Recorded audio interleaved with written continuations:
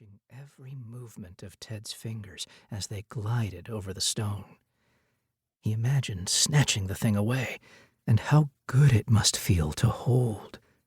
"Little kids," Ted blurted out, his voice a flood of sorrow. Just bad thoughts. More and more." Hank barely registered the strange admission. All he could do was fixate upon the weird rock. "I swear, I never touched him, though," Ted went on. "I couldn't live with myself." "Oh, yeah," Hank mumbled absently. "Kids are great." His mind wandered to a place it had never been before, and teetered there at the edge of awareness. Then, suddenly, every thought and memory and desire within Hank collapsed all at once into the darkness of the stone.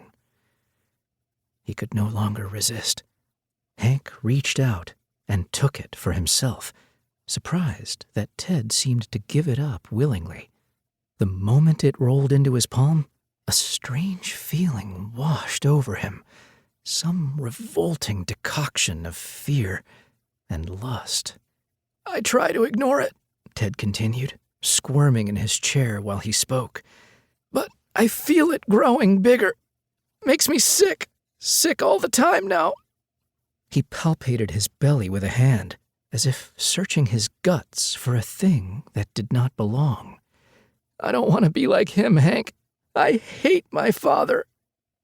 Ted's voice receded with the rest of the world as Hank lost himself in the stone. After peering into its depths long enough, he began to perceive distant lights within it, lonely stars trembling in the furthest reaches of space. They whirled into strange constellations and blinked in and out of existence. "I'm afraid of the hunger," said Ted, his voice breaking with emotion. "Afraid of the ache.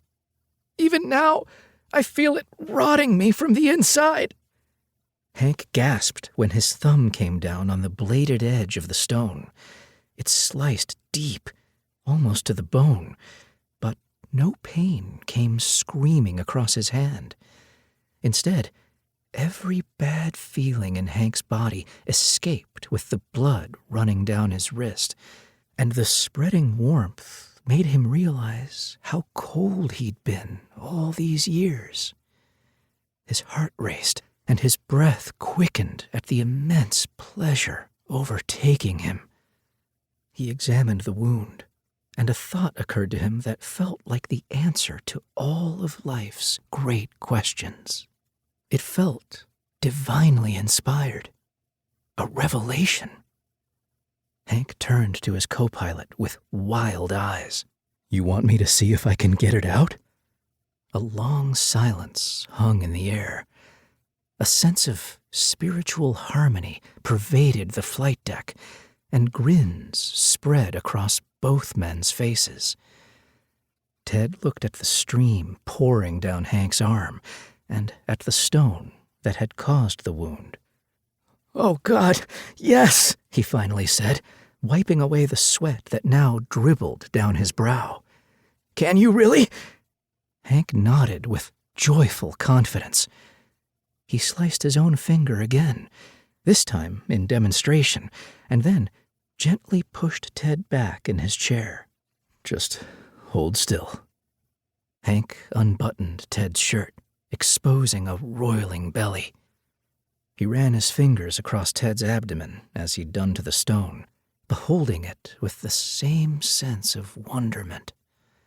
He traced a bloody symbol onto the skin. "Wait!" Ted cried out as Hank prepared to make an incision. He pointed a shaking hand at Hank's face. "How can you see like that?" Another long silence filled the air. Both men burst into laughter, and then quickly shushed each other, as if trying to keep a hilarious secret. "You're right," Hank said, realizing his mistake. He looked down at the stone for a moment, then plunged it into his eye with a twisting motion. Kaleidoscopic patterns of light and color